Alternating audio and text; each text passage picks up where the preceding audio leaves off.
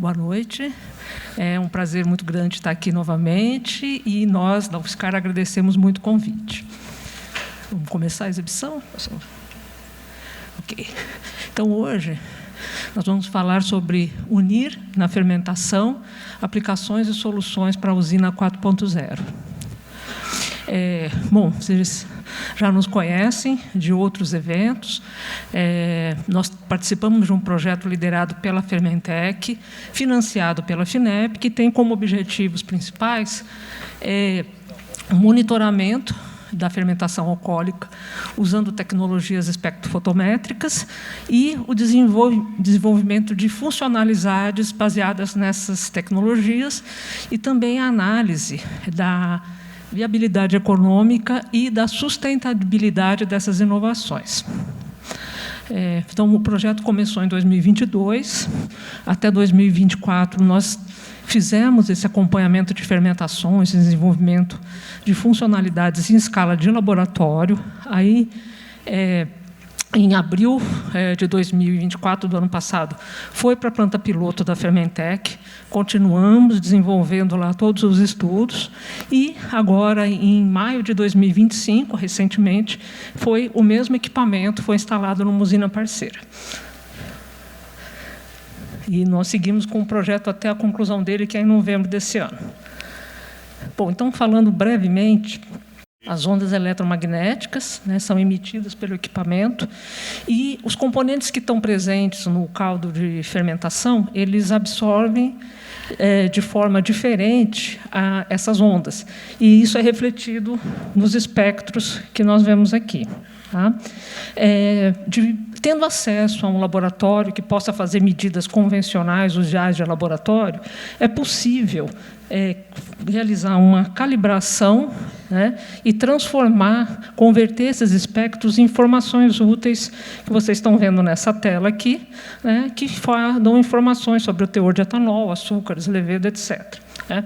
Então, na apresentação de hoje, nós vamos falar um pouco sobre o monitoramento dessas tecnologias nas usinas A e B, e depois o Homero vai falar do desenvolvimento da funcionalidade de previsão de fim de fermentação baseada na tecnologia NIR. O Gabriel, em seguida, vai falar do desenvolvimento da ferramenta de controle avançado de temperatura, que também é baseada na tecnologia NIR. E ele também vai falar do simulador da usina. Bom, então vamos começar pela usina A. É uma destilaria autônoma, e o NIR foi instalado nessa usina em 2024, já ficou instalado bastante tempo lá, está instalado lá. E, então, teve uma grande coleta de informações, tanto de espectros como de dados de laboratório, e nós agradecemos muito a Buxi e a equipe toda da usina por ter compartilhado essas informações conosco, né? Então, lá nessa usina, o NIR está instalado de uma forma, num sistema de chaveamento que permite acompanhar as 3 esdornas com uma frequência de mais ou menos 1 hora a cada hora que é avaliada e é passada no NIR. Sim, as variáveis monitoradas, são muitas variáveis que estão sendo monitoradas. Nós selecionamos apenas algumas para mostrar para vocês hoje o que nós estamos avaliando. Então, assim, o principal foco dessas avaliações nossas, nesse momento, foi saber se o modelo que foi construído com os dados da safra anterior conseguiria acompanhar uma fermentação realizada na safra atual. Tá? Então, se vocês olharem esses 3 gráficos, nós selecionamos BRICS, ART e etanol. Né? E vocês estão vendo ali um conjunto de dados pretos que se refere ao conjunto coletado nesse período de calibração do NIR. Esse conjunto de dados pretos foi utilizado para calibração e treinamento, a gente dividiu, né? E os pontos vermelhos são dados dessa safra agora de 2025, os pretos da safra de 2024 e o vermelho da safra de 2025. Isso vale para todos os gráficos, e o que a gente representa nos gráficos são os valores inferidos contra os valores experimentais, são as medidas de laboratório. E dá para vocês perceberem que a gente espera que os pontos se ajustem à diagonal, e isso acontece em todos os casos, né, o que demonstra que o modelo, sim, ele está dando conta de inferir bem e prever bem na safra atual, sendo construído com informações da safra anterior. Importante que a gente tenha claro que são poucos pontos ainda dessa safra que estão disponíveis, tem potencial, mas precisa ainda de mais informação. Agora nós vamos falar da outra destilaria, no caso, outra usina, que é uma destilaria anexa. Nós preparamos um vídeo para mostrar um pouco da nossa rotina, né? A equipe da UFSCar está indo lá fazer o acompanhamento da fermentação, acompanhamento por amostra. Vocês estão vendo o nosso pesquisador aí tirando uma amostra da dorna. O NIR, nessa usina, está instalado em uma dorna, tá? Então ele acompanha a fermentação 24 horas por dia nessa dorna. Essa instalação do NIR, ela está colocada na linha que leva o mosto para o trocador de calor para resfriamento. Então, a gente tirou a amostra e o NIR está instalado exatamente na mesma tubulação. Agora, a amostra vai ser levada para o laboratório, e nesse laboratório nós vamos fazer o processamento usual da amostra, né? Ela vai ser centrifugada. Depois da centrifugação, nós vamos medir Brix, nós vamos medir teor de levedo, e a amostra, em seguida, vai ser colocada em outros frascos, vão ser congelados e vão ser levados para a Fermentec, para as análises de HPLC que estão sendo realizadas lá no laboratório da Fermentec.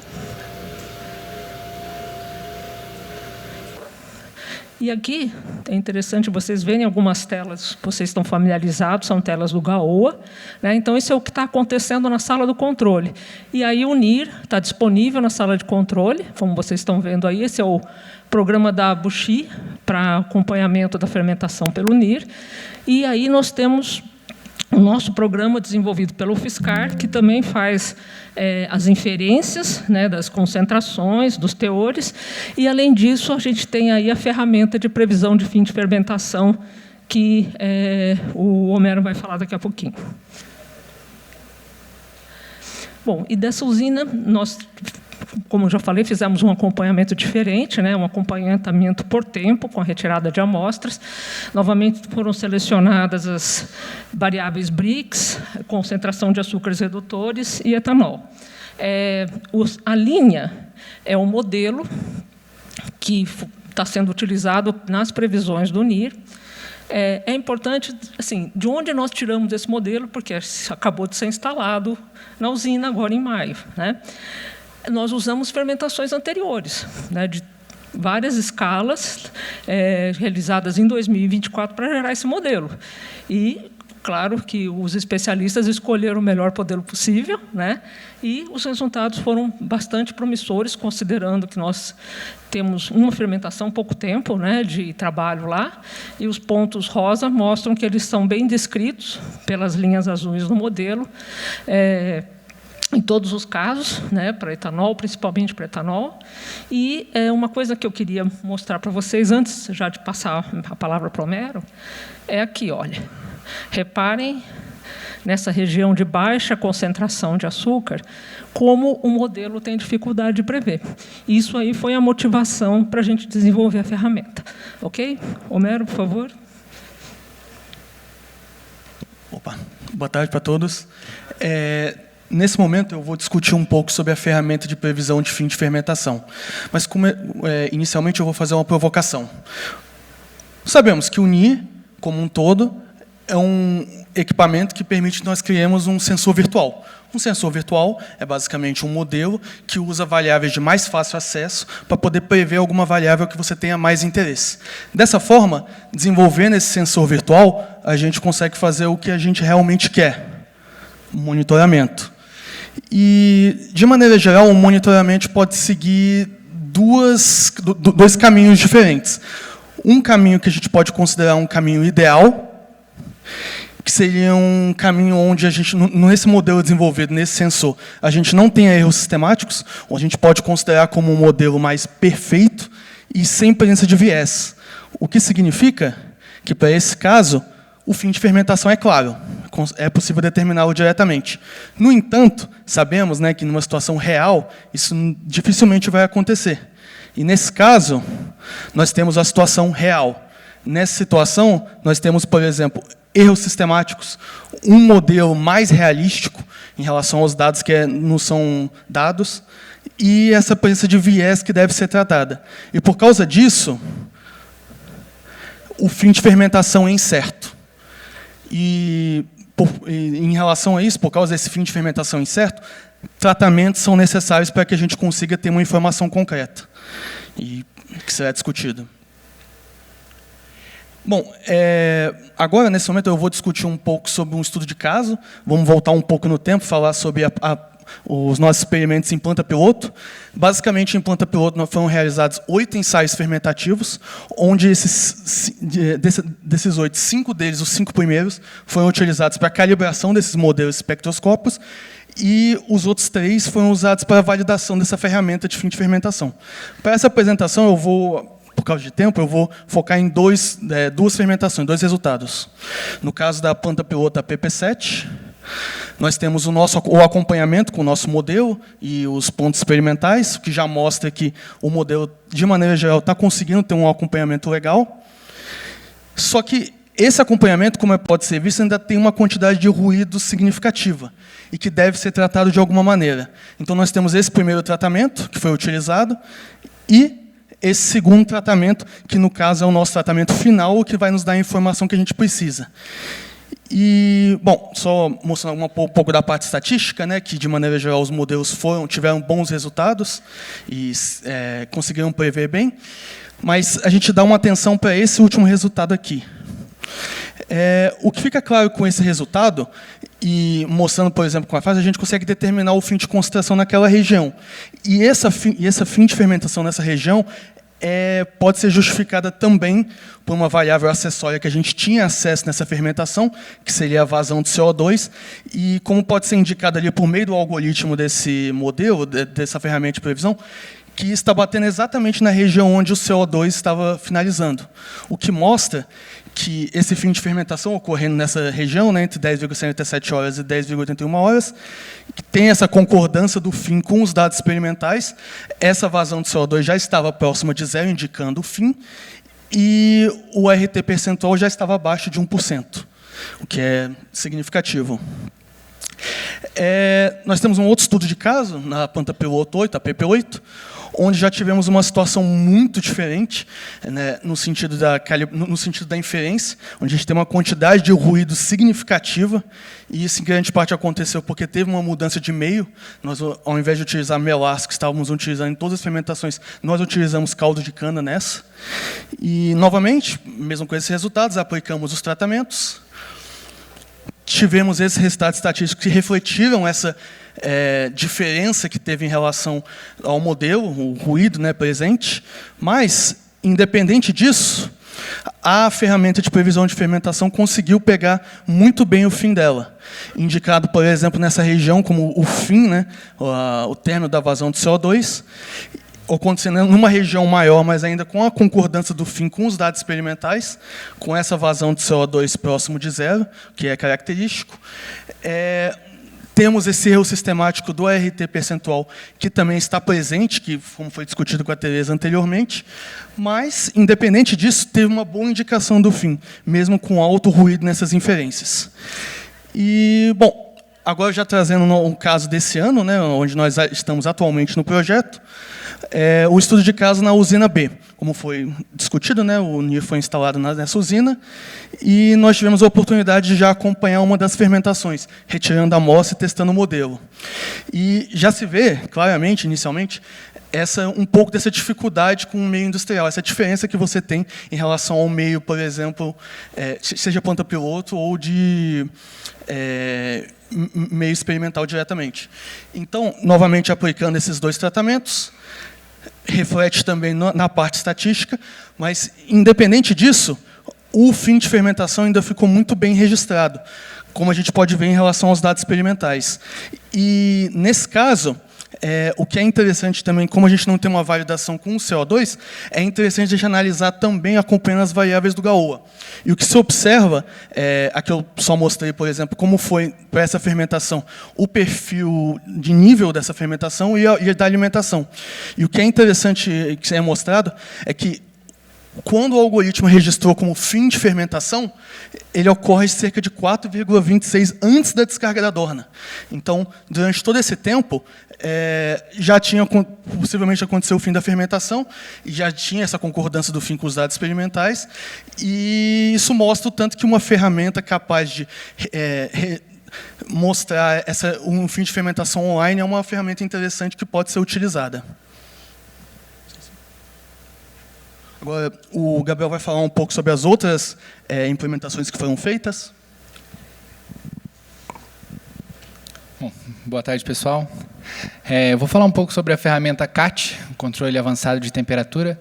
Nós vimos na última palestra, inclusive, né, que processos fermentativos são extremamente dependentes do controle da temperatura.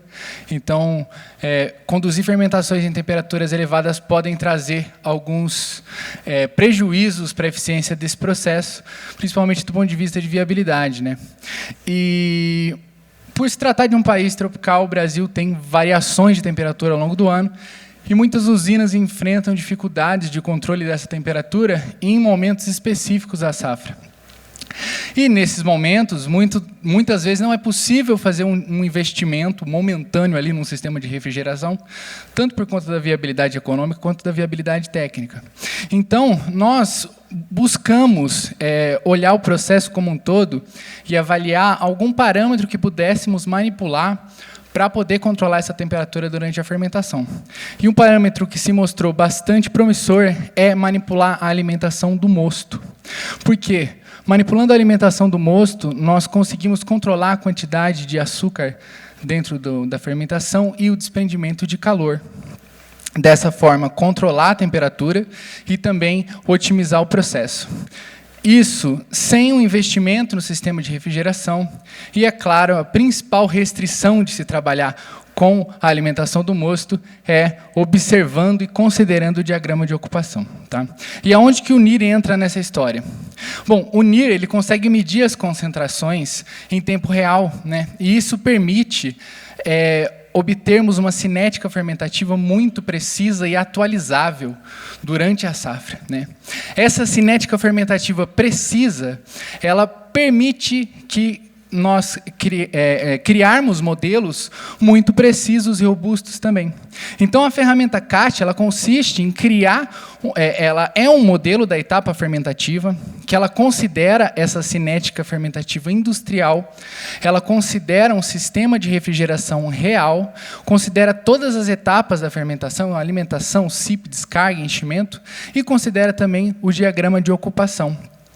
E esse modelo está sujeito a uma otimização para obter um protocolo de alimentação. Então, esse protocolo de alimentação vai variar essa vazão ao longo do período de alimentação, buscando controlar a temperatura sem prejudicar o tempo de fermentação. Tá?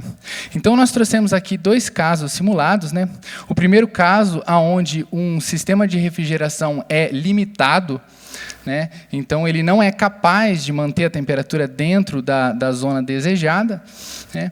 Então, foi feita essa otimização e foi criado um protocolo de alimentação, né? Então, isso aqui foi gerado a partir do modelo, esse comportamento em azul é o modelo otimizado. O laranja é o modelo, a alimentação padrão, linear, né, ao longo de todo o processo. E como vocês podem ver, ele foi capaz de manter a temperatura controlada ao longo de toda a fermentação, sem alterar o tempo total da fermentação. E um outro caso ainda mais interessante é quando o sistema de refrigeração é eficiente, porque, nesse caso, nós temos uma margem para otimização desse processo. Então, nós geramos um protocolo também, considerando não passar a temperatura da região desejada, né? Então, foi possível um aumento da produtividade, uma redução do tempo de fermentação, sem ultrapassar a temperatura desejada. Tá? Isso mexendo apenas na vazão, sem nenhum tipo de investimento no processo. Esses dois casos são de simulação. Nós fizemos uma validação desse protocolo na planta piloto, na Fermentec, né? E o comportamento foi ótimo, tanto do ponto de vista da implementação, porque nós simplesmente implementamos um algoritmo simples que controla a válvula de alimentação. O comportamento das variáveis do sistema também foram muito condizentes. Isso indica que o modelo está robusto o suficiente para representar as concentrações ali ao longo do tempo. O ajuste da parte térmica também foi muito preciso. Então, o modelo, os dados experimentais em laranja estão muito próximos dos dados do modelo em azul, né? E dentre todos os experimentos que nós conduzimos na planta piloto, esse foi o mais fácil de ser conduzido, disparado, né? E o mais interessante é que esse protocolo ele considera todo o diagrama de ocupação, né? Então, aqui nós temos um intervalo de operação de 7 dornas, e todas essas dornas são alimentadas considerando ali uma vazão constante da moenda, né? Então, a vazão da moenda ela é sempre atendida. Se a vazão de uma das dornas aumenta, a outra dorna reduz para compensar isso. Tudo isso respeitando essa otimização. E a outra ferramenta que eu vou comentar com vocês o simulador da usina. Tá? Então, nós desenvolvemos esse simulador da usina. Ele considera o balanço completo, né? Ele foi desenvolvido dentro de uma plataforma de simulação. Ele considera um balanço de energia de cada uma das etapas, todas as correntes, todos os equipamentos do processo, e ele é feito conforme esse fluxograma lateral. Então, conta com um tratamento para o etanol, diferente do tratamento para o açúcar, o processo completo de produção de etanol, produção de açúcar, produção de vapor e eletricidade, conta com venda de bagaço, porque tem toda uma parte de análise econômica também, né? E esse modelo acaba... Aqui ele está bastante simplificado, mas só para vocês terem uma ideia, ele é bastante robusto, né? Ele aborda o processo como um todo mesmo. E esse simulador ele foi calibrado baseado em uma usina parceira. Então, os dados de entrada e saída, os dados de perda, todos eles estão muito próximos. Então, é possível representar muito bem a realidade a partir dele, né? E aqui um exemplo, né, de como podemos aplicar esse simulador dentro dos nossos protocolos gerados com a ferramenta de controle avançado de temperatura. Conseguimos reduzir em cerca de 40 minutos o tempo de fermentação. Então, eu fiz um estudo aqui simplificado, vendo qual que é o impacto financeiro dessa redução dos 40 minutos no processo de fermentação. Então, considerando que o açúcar é o gargalo da planta, né? Então, a parte do açúcar não vai mexer, vai manter igual. Não haverá um investimento substancial na planta. A planta ela está superdimensionada, então ela é capaz de absorver esse aumento na moagem da cana, né? E o tempo médio de fermentação é de 12 horas. Então, o cenário melhorado reduz em 40 minutos essas 12 horas. O bagaço excedente ele é vendido, porque supondo que a parte da caldeira não consegue lidar com esse aumento do bagaço, né, nós conseguimos aí um reflexo de 5,7%, né, na capacidade de processamento da cana, um aumento na produção de etanol anidro, um pouco de redução da produção de energia, já que é necessário mais vapor para o processo, né? O excedente de bagaço ele é vendido, gera uma receita substancial, e o lucro da planta é capaz de aumentar em 16,5%. Né? Bom, em relação ao simulador da usina, é isso. Vou agora convidar a Tereza novamente.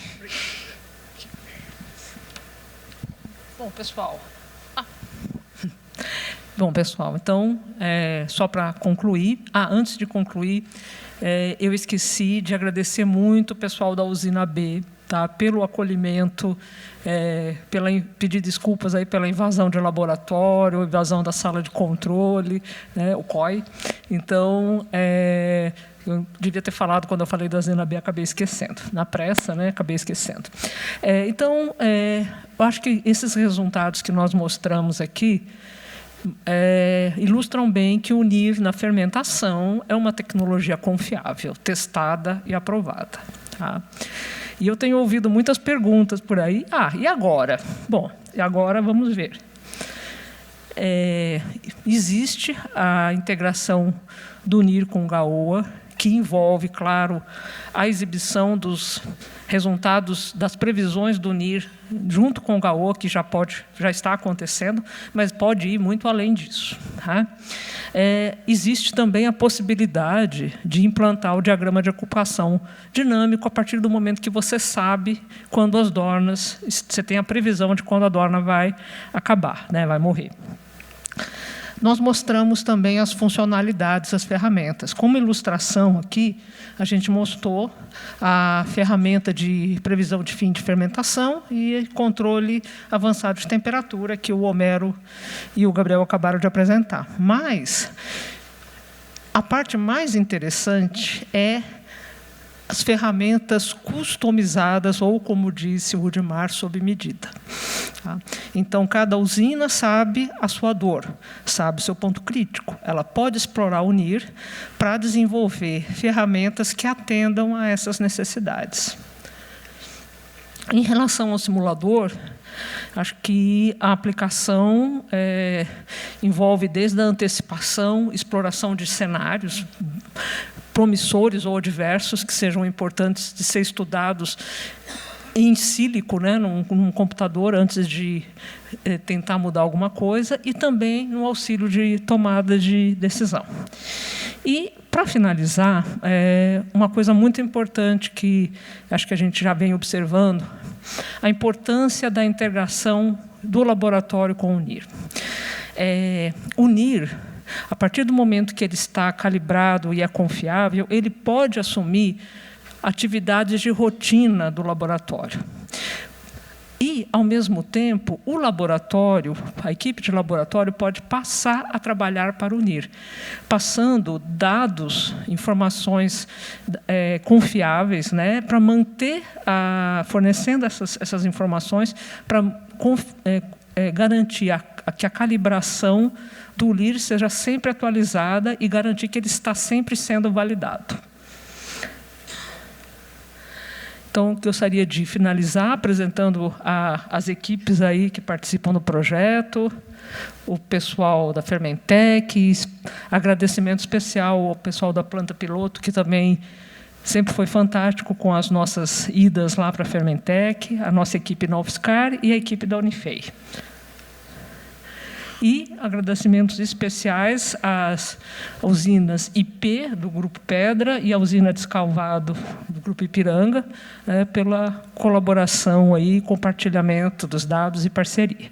Muito obrigada. Ficamos aqui os contatos.